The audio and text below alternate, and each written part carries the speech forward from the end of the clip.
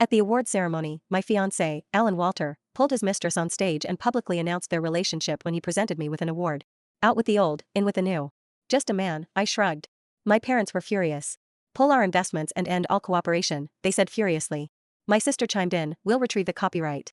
I would rather let it sit idle than sell it to them. Alan panicked and came to apologize, but I waved him off dismissively. Someone like you is not even worth talking to. I was awarded the Golden Magnolia Award, and Alan Walter was the presenter. I was about to receive the award trophy from Alan, but he suddenly stepped back and grabbed the microphone. Today is a special day, and I have something important to say. The room went quiet. I watched as he looked at the crowd and said, I have been dating Lydia for 6 months, and today, I want to announce it to everyone. He turned to the audience and added, it is a man's job to make a confession. Lydia. The crowd erupted into applause, with cheers and whistles echoing all around. Lydia Moore was touched by Alan's move. She covered her mouth, and her tears welled up. The host had to nudge her to get up on stage. The two embraced as Alan handed the trophy to Lydia. I stood off to the side as my brows furrowed. I grabbed the microphone with a laugh and said, I heard Mr. Walter already has a fiancée. Is he now publicly asking Ms.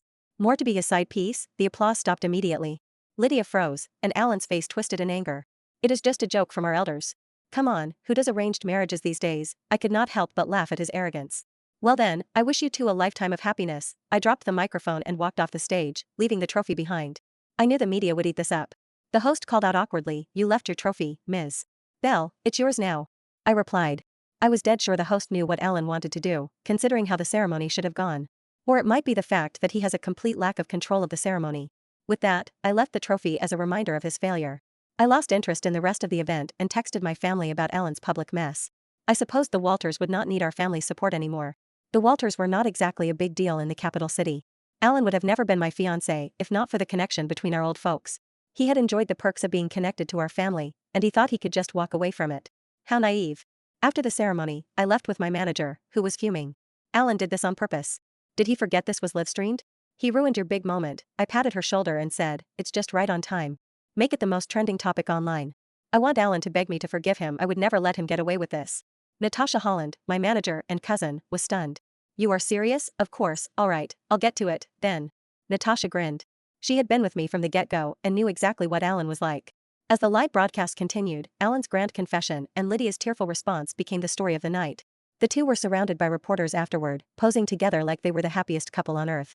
I smirked as I watched from my car, driving away. I wondered how Alan would explain himself. The moment I got home, Alan showed up at my door with his parents. His face was red and swollen, his shirt half-tucked, and he was tied up with ropes.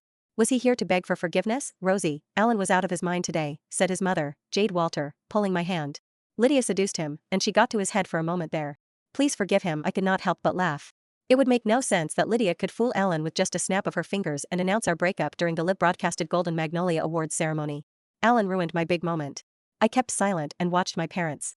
My mother, Helen Bell, broke the silence. That's not quite accurate.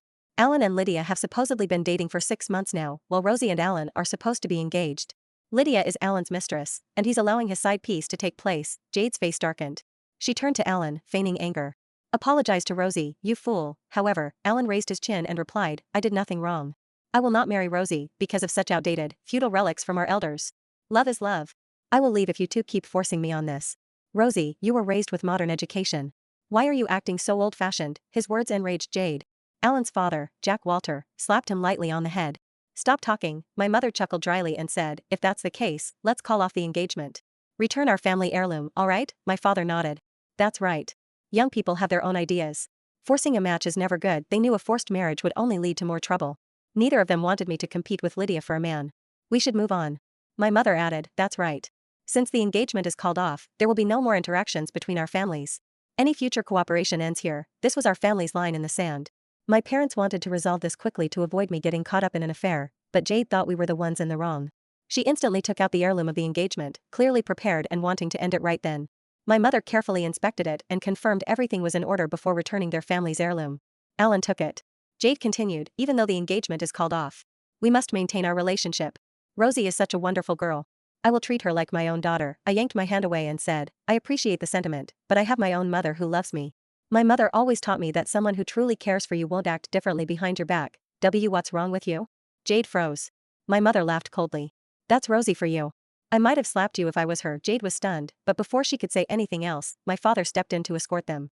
The furious Jade retorted, how arrogant of you Bells, acting all high and mighty. We'll never see each other again, I'm glad you're finally aware. My mother coldly sent them off. I wondered if the Walters thought they fully understood our family's capability just because they had worked with us twice. Anyway, dealing with such short-sighted people was not worth our time. The butler escorted them out, but just before leaving, Alan glared at me. What a temper, Rosie. If you were as gentle as Lydia, I never would've, smack.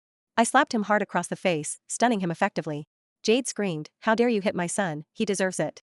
I'm being generous by not making this a bigger issue. How long do you think it'll take before everyone knows the truth if I release the video of what you did earlier? Jade shut up immediately. Alan glared at me and snarled, wait and see, Rosie. You're no one to dictate everything.